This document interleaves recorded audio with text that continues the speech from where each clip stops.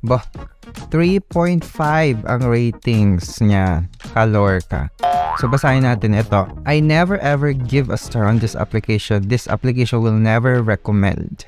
Very unprofessional when it comes to due date. You always receive any kinds and they're using any numbers just to text you and pretending that you'll using them as one of the contact info, even if not, okay? Their processing fee is very too high. You can only receive a small amount. Plus the duration, it takes only for 7 days. Nakakalok, 7 days lang pala.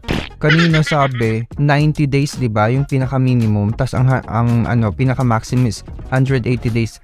Pero pag actual loan na pala, 7 days lang ang bibigay sa inyo. Nakakaloka, which is not good. Even if you're trying to cancel your application but you can't, sabi niyang ganun. So, ibig sabihin, itong ina-advertise nila dito sa app nila is misleading talaga. So,